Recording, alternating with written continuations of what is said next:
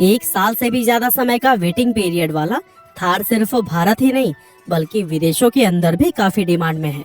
लेकिन कैसे सेना के लिए बनाए गए इस कार पर पूरी दुनिया का दिल आ गया, इस स्टोरी को ही आज हम जानने वाले हैं। दोस्तों, दुनिया में दूसरा वर्ल्ड वॉर 1939 से 1945 के बीच में लड़ा गया था और इसी युद्ध के दौरान ही महिंद्रा थार के अस्तित्व में आने की शुरुआत हुई थी। दरअसल ये वॉर जब अपनी चरम पर था तब अमेरिका अपने सैनिकों और हथियारों को युद्ध के मैदान में भेजने के लिए फाइटर प्लेन्स और ट्रकों का इस्तेमाल कर रहा था। लेकिन ट्रक और प्लेन्स के साथ में प्रॉब्लम ये थी कि एक तो ये साइज में बड़ा होने की वजह से हर जगह नहीं जा सकते थे और दूसरा ये बहुत ज्यादा महंगे भी थे।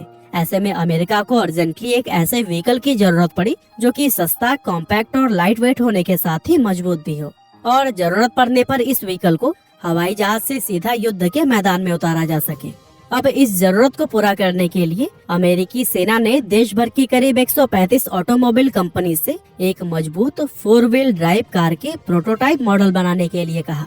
लेकिन चूंकि सेना ने ये प्रोटोटाइप बनाने के लिए सिर्फ 49 दिन का समय दिया था, इसीलिए 135 में से सिर्फ 2 कंपनीज बैंटम और विलेज ओवरलैंड ने ही सेना के इस रिक्वेस्ट पर रिस्पॉन्ड किया था। विलेज का प्रोटोटाइप मॉडल ऑलमोस्ट तैयार था और उसे कंप्लीट करने के लिए उन्होंने सेना से थोड़ा सा समय और मांगा, लेकिन सेना ने उन्हें एक्स्ट्रा टाइम देने के लिए साफ इनकार कर दिया।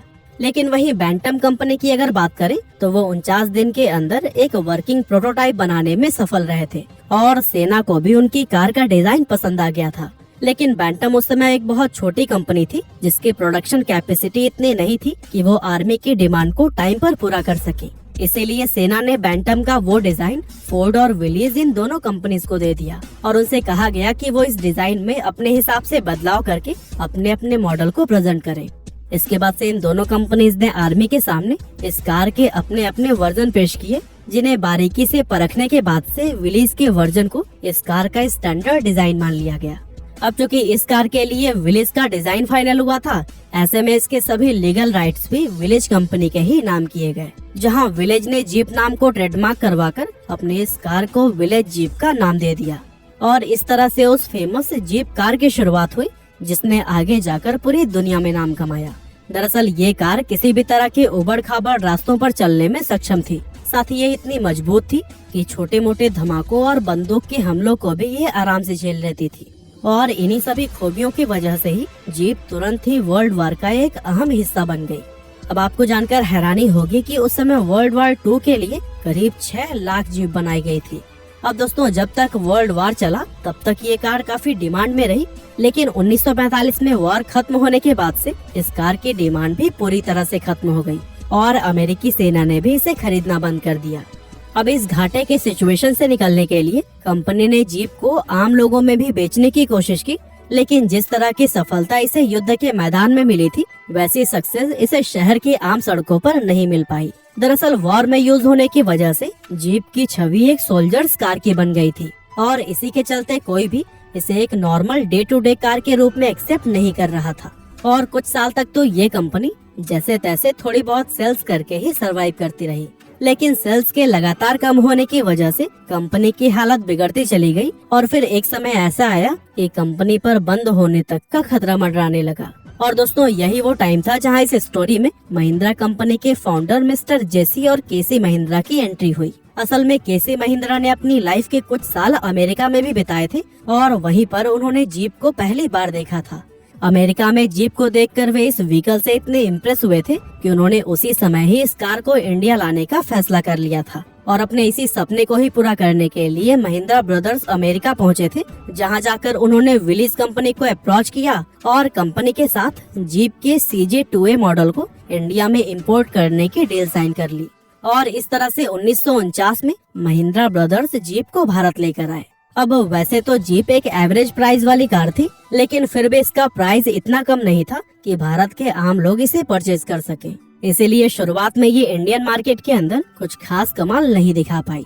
लेकिन दोस्तों, जीप के इंडियन मार्केट में फेल होने पर भी महिंद्रा कंपनी ने हार नहीं मानी और साल 1960 के शुरुआत में उन्होंने विलेज कंपनी के साथ में एक और डील साइन की और जीप के CJ3A मॉडल को इंडिया में मैन्युफैक्चर करने का लाइसेंस प्राप्त कर लिया।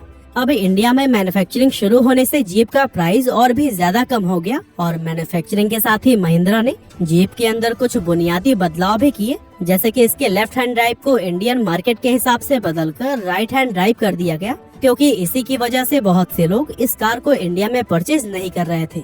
इसके अलावा जीप जो सिर्फ पेट्रोल इंजन के साथ में आती थी, महिंद्रा ने इंडियन मार्केट में इसके डीजल वेरिएंट को भी लॉन्च किया। और दोस्तों इसी तरह से उन्होंने इस कार में और भी बहुत सारे छोटे मोटे बदलाव किए, जिसका नतीजा ये हुआ कि इस बार जीप भारत में सफल हो गई थी। और देखते ही देखते सिर्फ कुछ ही सालों में इसने इंडियन मार्केट के 25% शेयर को एक्वायर कर लिया था।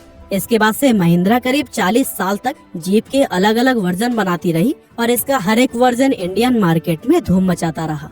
लेकिन दोस्तों 40 साल की ये सफलता 90s के दौर से घटनी शुरू हो गई और शुरुआती 2000 में जब महिंद्रा ने बोलेरो और स्कॉर्पियो जैसे कार्स लॉन्च की, तो फिर उनके सामने जीप लोगों को आउटडेटेड लगने लगी। दरअसल एक ऑफ रोड कार के रूप में लोग अब जीप की जगह पर बोलेरो और स्कॉर्पियो जैसी ज्यादा बड़ी और लग्जरी एसयूवीज को पसंद करने लगे थे।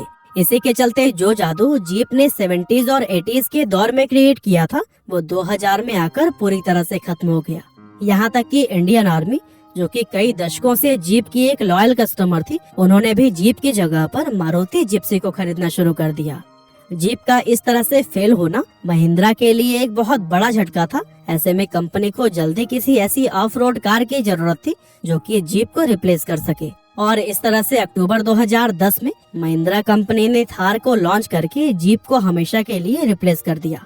दरअसल महिंद्रा थार स्कॉर्पियो, मेजर और CJ5 जैसे कार्स के कॉम्बिनेशन से बनी थी, इसीलिए लॉन्च होते ही इसने सभी का ध्यान अपनी तरफ खींच लिया। हालांकि इसके बावजूद भी इस कार को वैसी सफलता नहीं मिल पाई जैसे कि कंपनी ने उम्मीद की थी। इसी के चलते महिंद्रा ने थार की इस फर्स्ट जनरेशन को 2020 में हमेशा के लिए बंद कर दिया और फिर इस कार में कई सारे बड़े बदलाव करके अक्टूबर 2020 में इसकी सेकेंड जनरेशन को भी लॉन्च किया गया। और दोस्तों थार की ये सेकेंड जनरेशन पहले वाले से कहीं ज्यादा अट्रैक्टिव और पावरफुल थी, इसीलिए इस बार लोगों के बीच में थार का जादू चल गया। और ये जादू कुछ ऐसे चला कि लॉन्च होते ही ये इंडिया की बेस्ट सेलिंग कार्स में से एक बन गई। अब अगर आज की बात करें तो इस समय थार इंडिया के अंदर इतनी ज्यादा डिमांड में है कि इसका वेटिंग पीरियड 1 साल से भी ज्यादा का चल रहा है और इसकी सेल्स लगातार आसमान को छू रही है। बाकी हमारी आज की इस वीडियो में बस इतना ही था। ये वीडियो आपको कैसी लगी हमें कमेंट करके जरूर बताइएगा।